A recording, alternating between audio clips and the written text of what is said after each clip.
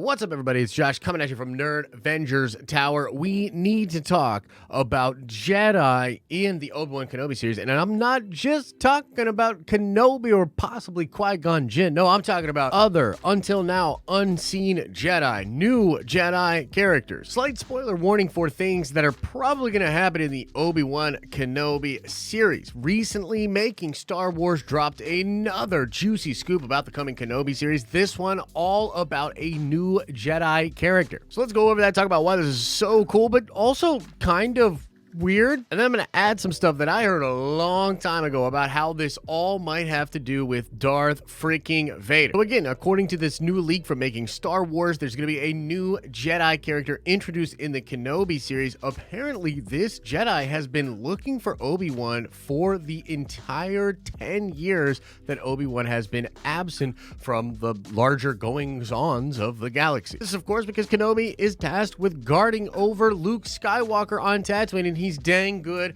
at keeping a low profile. But somehow, some way, this Jedi tracks Kenobi down to Tatooine, and what's weird about this is apparently the Inquisitors are on the trail of this new Jedi character. And apparently Obi-Wan's going to have a dialogue with this Jedi, and there's going to be this introduction of this dude wanting Obi-Wan to help him restore the Jedi Order. But again, it seems like the Inquisitors are going to find out that this dude is there, and one of the Inquisitors in particular can sense other Force users. And obviously this creates a big freaking problem, as this new Jedi could endanger Obi-Wan's mission of protecting Luke. Now again, I've got some more things to add to this from things I heard a long time ago with regards to even more Jedi showing up in Kenobi. But first, let's just stop here and talk about this scoop. This is crazy. So other Jedi and other Force users, I mean, first of all, at face value, this seems freaking awesome. This may be that report of the old Dathomiri Jedi that we heard being rumored a while ago, although there's some people saying that maybe that was wires getting crossed and there's not going to be a Dathomir Jedi in the show. Regardless, this Jedi character and him showing up to Tatooine being hunted by the Inquisitors, this is an incredibly interesting element of this time period in the Star Wars lore. I hope there's a conflict. I hope this Jedi has a showdown with the Inquisitors, and it would be extra crazy if this happens on Tatooine and Kenobi could show up and help this Jedi, and instead sits back and watches this Jedi get cut down by the Inquisitor. Because I think one of the most interesting elements with this whole idea here is this idea that the Jedi want to be rebuilt, that there are some Force users out there that want to reestablish the Jedi Order, and they see reestablishing the Jedi Order as the way to fight against Vader and the Emperor and take back the galaxy from the Empire. But it's obvious that Kenobi does not feel that way. His hopes rest in Luke. He's protecting Luke and hopes to train Luke someday to face against his father and defeat him. Remember, in the original trilogy, Obi-Wan says, "That boy's our last hope." He's speaking of Luke, and it's very obvious that he feels like Luke Skywalker is the last hope of the entire galaxy. And I'm personally really curious, like, is this Jedi just somebody that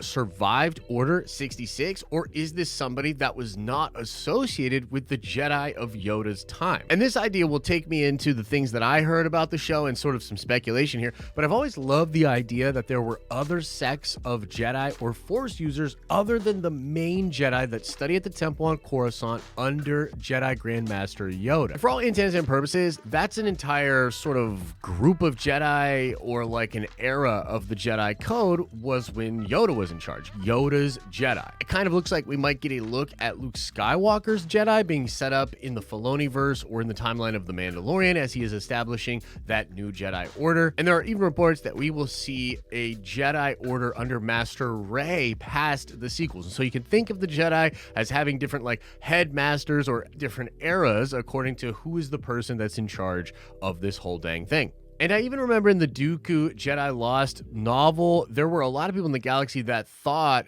when Dooku left the Jedi Order that he would create his own version of Jedi, something different than the Jedi that study under Yoda. That's why I think this is a really fun thing to introduce in the show. Gives us an opportunity for more lightsaber fighting, which is freaking awesome, but it also opens the door to some moral discussions, like what is morally correct? How does Obi-Wan view the desire of this Jedi? Why does he ultimately think that his plan and the plan of Yoda and the cosmic force is the right move? Why is Luke the one he should put his hope in? Now, let's talk about some things that I heard about this, because if you've been following closely on the streams and in the videos, I've sort of teased out that I heard other Jedi were going to be in Kenobi for months and months and months. And that's because I was told there would be other Jedi in the Kenobi show. And I've even heard some things that, again, strongly make me feel that this is a different kind of Jedi. Perhaps not the Jedi, or at least maybe not completely made up of the Jedi from Yoda's Jedi. And I think that would just be freaking awesome if they went that way, because it opens the door for other versions of Jedi to be spread throughout the galaxy and maybe even in the unknown region. But unfortunately, I don't really expect many of the Jedi in the Kenobi show to actually survive the show, as the people that told me about this did say that these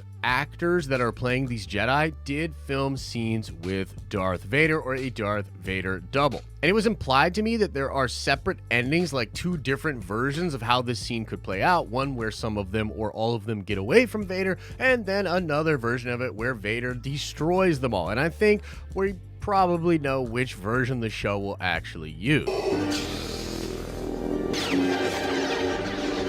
I mean, this is Darth Vader more or less in his prime, and him hunting down other Jedi was always something we heard about, we imagined, but we never actually saw. It's depicted in some of the comic books and in some of the novels, but we've never seen that in live action. Vader in his prime, discovering other Jedi and extinguishing that light from the living force. Because we know that even though Vader's going to have fights with Obi-Wan, neither one of them can be severely maimed and or killed, because they're going to meet up again in A New Hope.